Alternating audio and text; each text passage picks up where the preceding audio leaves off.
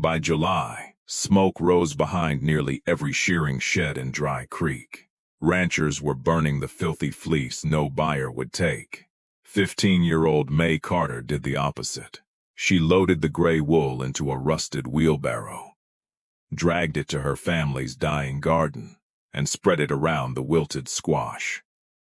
The laughter arrived before the first watering. Some called it a mouse hotel. One man shouted that Mae ought to plant sheep instead of vegetables. She never shouted back. She pinned the wool with crooked pieces of sagebrush and kept working as if the whole valley had not already decided she was foolish.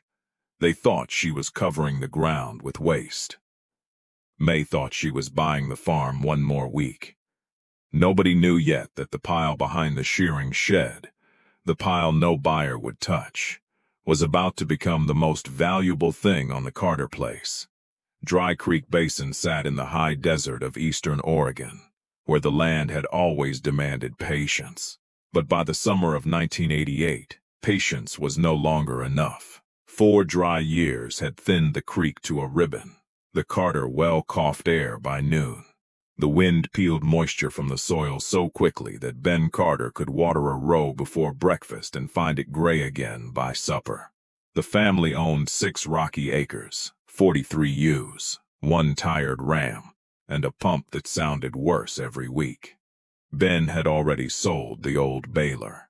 The feed cooperative had stopped extending credit, and on the refrigerator, beneath a magnet shaped like a horseshoe, sat a folded notice from the bank. Mae had read only one line. Payment due before September 1st. That was enough.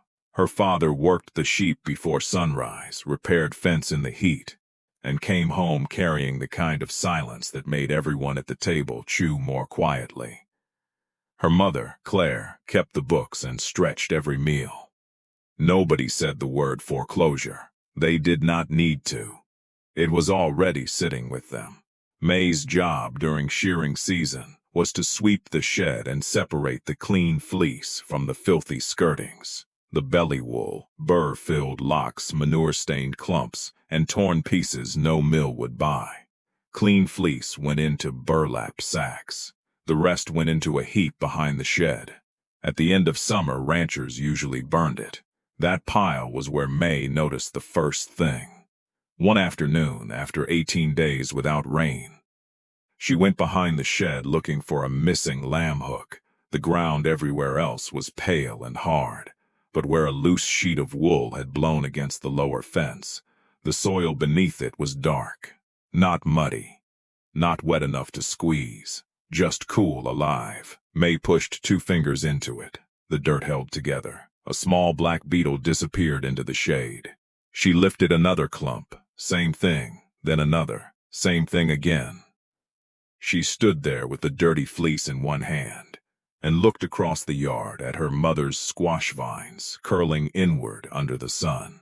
That night, she told her father what she had found. Ben kept eating. Wool sells in sacks, he said. If it won't sell, it burns. Mae looked toward the refrigerator. What if it can do another job? Her father rubbed both hands over his face. Mae, I need water, not another job for garbage. He was not trying to be cruel. He was tired enough that hope sounded expensive. But Mae had already seen the dark soil. The next morning, she marked off a 14-foot test row beside the garden.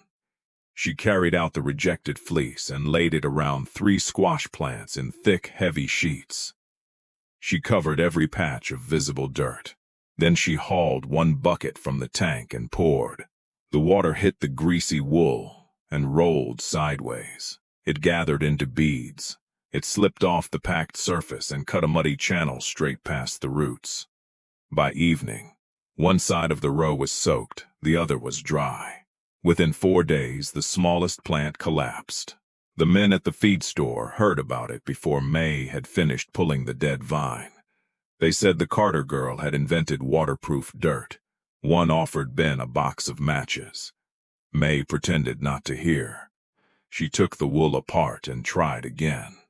This time she teased it into loose clouds and spread a thin layer across the soil it let the water through. For 2 days, the ground stayed cooler.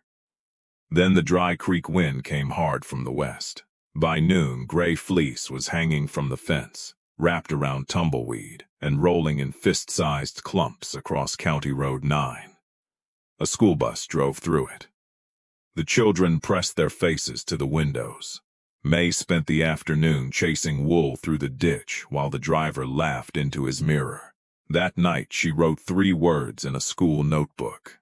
Too tight, runoff. Too loose, wind. She underlined both. Then she tried a third time. She soaked the fleece first, pressed it flat, and held it down with scrap wire. It stayed in place. It accepted water. For a week the plants looked better. Then a cold rain crossed the basin. The wet wool sagged against the stems and stayed there. 2 squash vines softened at the base. A sour smell rose from the row. By the time Mae pulled the wool back, rot had already climbed into the tissue. 3 attempts, 3 different failures, and every failure had cost water the Carters could not spare. The darkest morning came 2 days later. A livestock truck turned into the yard before sunrise. Its brakes hissed beside the barn. Ben had arranged to sell 22 breeding ewes, the quiet old mothers that had built most of the flock. Because the family could no longer afford winter feed, Mae watched him load the first ewe up the ramp. Then the second.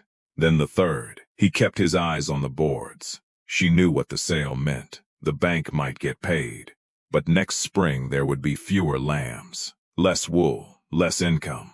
The farm would survive one bill by cutting away the part that made the next year possible. Mae walked behind the shearing shed. The failed wool lay in a wet heap beside the burn barrel.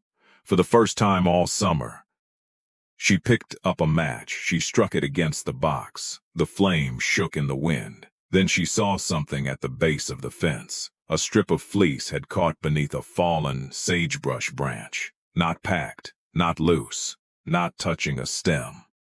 The branch held it just above the soil, broken enough to let rain through, heavy enough to stop the wind.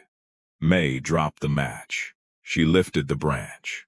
Underneath, the dirt was dark 3 knuckles down. The rain had passed 2 days earlier. Every bare patch around it was already hard. But this one was still holding. Mae ran back to the garden. She did not start over. She changed the design.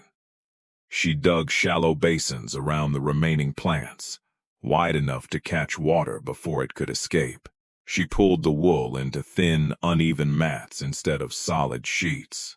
She kept a hand width of bare space around every stem. Then she laid forked sagebrush twigs across the wool like a rough lattice. The twigs broke the wind. The gaps admitted rain. The shallow basins guided water downward. The wool shaded the soil without sealing it. It looked ugly. It looked temporary. It looked nothing like farming anyone in Dry Creek respected. Mae watered the row once. Then she waited. 3 days later, the bare control row had turned powdery on top. The treated row was still dark beneath the wool. 5 days later, the difference was larger. Mae pushed a kitchen thermometer into both plots. The soil under the wool was cooler. She slid her fingers down beside the roots. The moisture was still there. Not much, but enough. One surviving squash vine lifted its leaves before noon, then another. By the end of the week, new growth had appeared at the tips. Ben noticed because fathers notice things they have told themselves not to hope for. He stopped beside the garden on his way to the barn. He touched the bare row, then the wool-covered row. He said nothing. The next evening, he came back carrying a shovel. "Show me the spacing," he said. That was all. Father and daughter expanded the method across the rest of the garden. They used only the dirtiest wool, the part with no market value. They built shallow catch basins around beans, potatoes, and squash. They kept the wool away from stems. They pinned it with pruned sagebrush, willow switches, and old wooden slats. They left one row bare so they could compare. Over the next 20 days, the treated rows needed 3 waterings. The bare row needed 5, and a still wilted first. The numbers were small, But on a farm running out of water, small numbers can carry the weight of a mortgage. The first person outside the family to understand was not a rancher. It was Nora Alvarez, a technician with the County Soil Conservation District. She had come to inspect a cracked stock pond and saw the gray mats in the Carter garden. At first, she thought an animal had torn open a wool sack. Then she knelt. She measured the soil temperature. She checked moisture at 2 depths. She lifted the wool and examined the earth beneath it. "Who built this?" she asked. Ben pointed toward Mae. Nora looked at the girl, then at the rejected fleece piled behind the shed.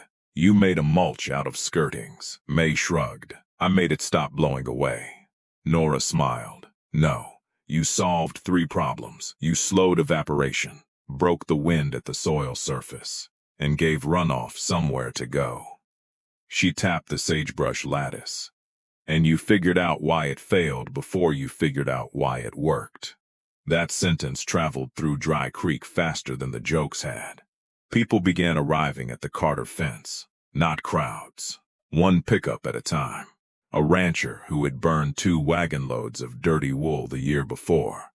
A woman whose tomato patch had failed by July. The feed store manager who had offered Ben the matches. They came with their hands in their pockets and their eyes on the ground. The first question was always the same. "How thick do you lay it?" Mae could have reminded them what they had said. She could have made them stand in the heat while she decided whether they deserved an answer. She did neither. She showed them the hand width around the stems. She showed them the shallow basin. She showed them how loose wool needed a lattice and how packed wool shed water. She showed them the dead plants, too. "These are part of it," she said. "If you copy only the good row, you won't know what not to do." By late August, the Carter garden looked like 2 different seasons meeting at one fence. The untreated strip remained pale and brittle. The wool-covered rows held broad leaves. Beans climbed. Potato tops stayed green. The squash vines crossed the paths and buried the gray wool beneath their shade. When the first squash came off the vine, Claire set it on the kitchen scale. Ben wrote down the weight. Then he unfolded the bank notice from beneath the horseshoe magnet. The crop alone did not pay everything. Stories like this rarely turn on one perfect harvest. But the Carter cistern lasted 17 days longer than it had the summer before. Ben canceled the sale of the final 9 ewes still waiting to be loaded. The family sold vegetables at the Saturday market. Nora helped them document the trial. And that winter, instead of burning the rejected fleece, 3 neighboring ranches stored it under tarps. The next spring, Mae's method spread to berry rows, wind-beaten gardens, and young orchard trees across the basin. Not everywhere, not perfectly. Some wool still matted, some plants still failed, some seasons were too dry for any mulch to rescue. But the valley had learned to ask a better question. Not what is this worth at the market, but what work can it still do? Over the next 3 summers, the Carter farm kept 1 untreated comparison row. Twice that row failed before harvest. The wool-covered rows produced something every year, not abundance, proof. The kind of proof that arrives 1 bucket, 1 root, and 1 extra week at a time. Mae graduated from high school with the same scarred notebook she had carried through the summer of the failed squash. On the last page, beneath the words "too tight" and "too loose," she wrote 1 final line. Waste is often just material without a second job. The dirty fleece had not become valuable because the market changed its mind. It became valuable because one girl looked beneath it and gave it work to do.